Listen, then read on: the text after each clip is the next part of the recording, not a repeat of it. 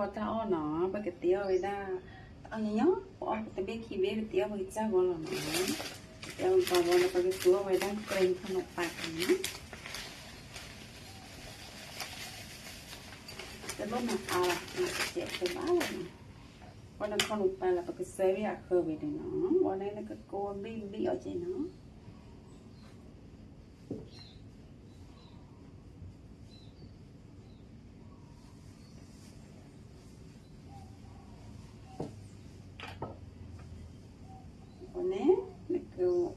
mà để chít bó sẽ để lá khai nó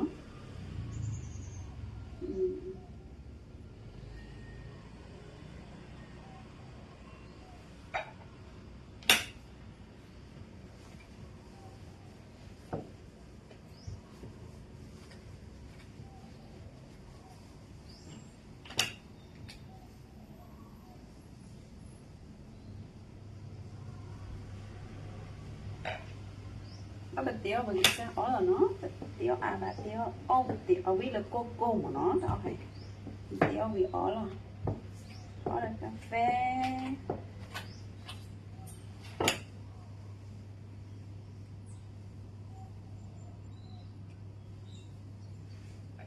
rồi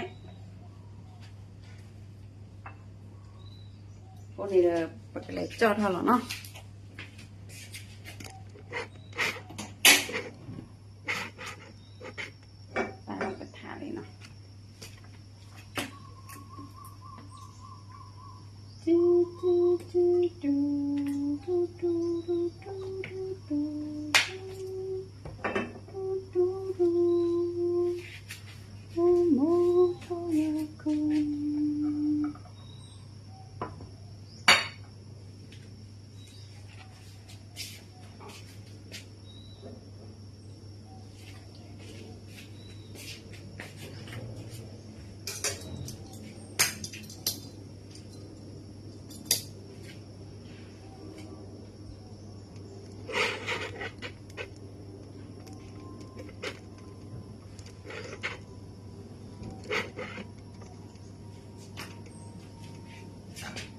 cái này là một cốt và màu về lên nó màu về lên vào nè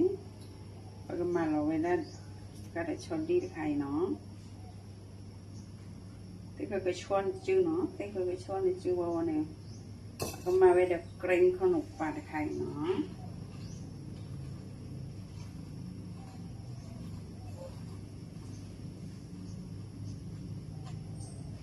bạn mà ní qua đây cái này chọn vào nó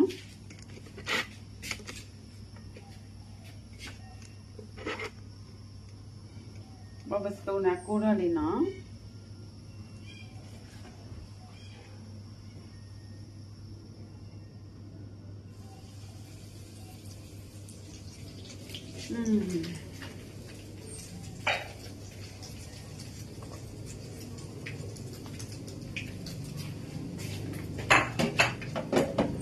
nhớ là nó đã có và nó đi này cho để mà để cho đi học mà để kỉnh còn một bạc hay gì nó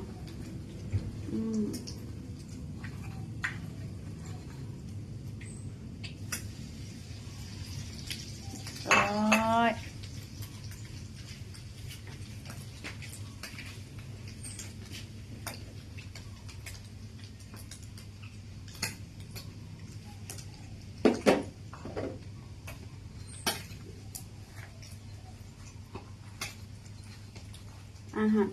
อาหารเช้า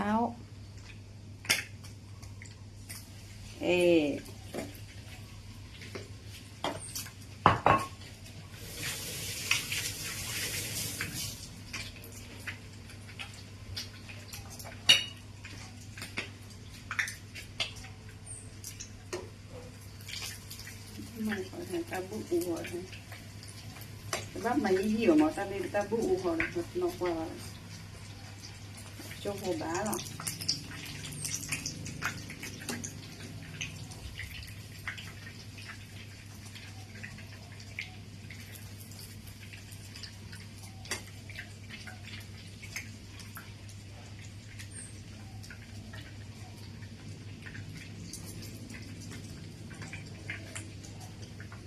bé út đi trẻ nó bé út đi trẻ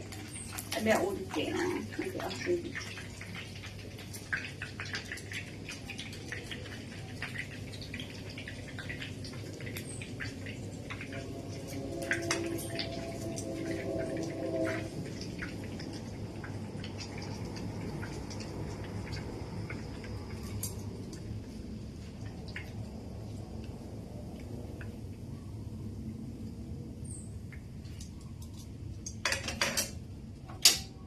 cái tao là nhà nhóm phố là nó là mưa khó tao nó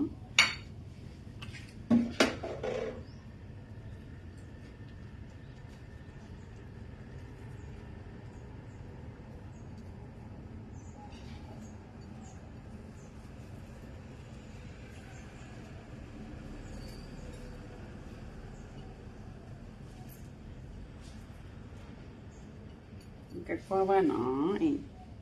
lọ là nó muเพราะว่าโอเดชิดมอสซาเรลล่าไก่เนาะน่ากิโล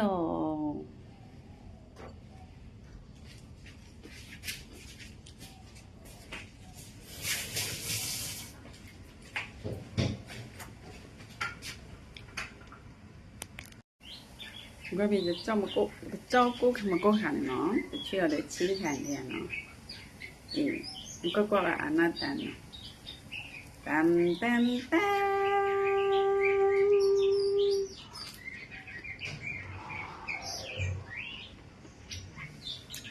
มึงออกขอดอเนาะนี่ลูกก็เท่าเนาะไปเที่ยวได้อันนี้ก่อนไปกินเที่ยวจังเลยจังเลยไปไปไปต้องเอาเสียไปต้องเอาเสียตัวนี้มันได้โกนดีจริงเนี่ยไปดูเราได้ชิดมอสเตอร์ล่าเนาะ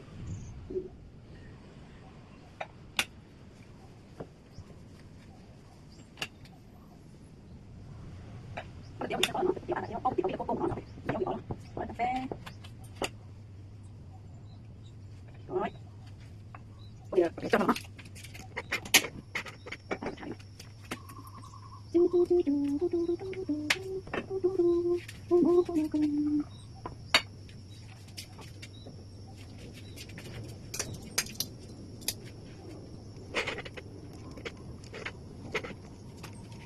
ให้ลูกคนมาดีเนาะมาดีวันนี้คนมาวันนี้ใส่ช้อนที่ไข่เนาะ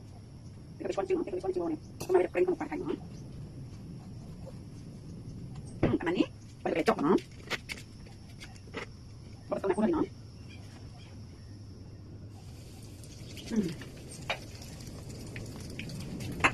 นี่ก็เนาะก็เนาะนี่ก็จะเป็นมันเป็นคนใส่เนาะ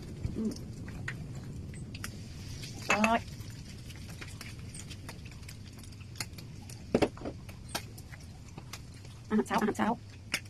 เอ๊ะ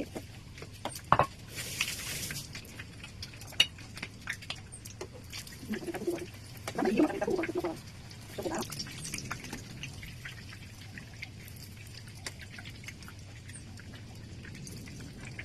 เดี๋ยวเจ็บเนาะเดี๋ยวเจ็บนะ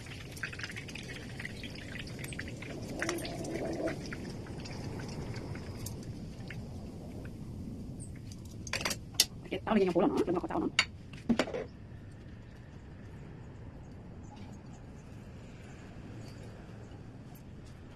cái con nó là nó mua có bao chích nó sẽ là cái nó ký lô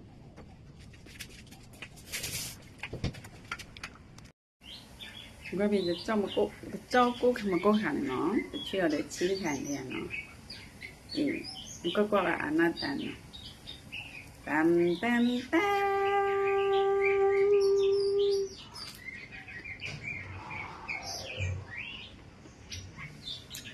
มึงออกขอดอเนาะ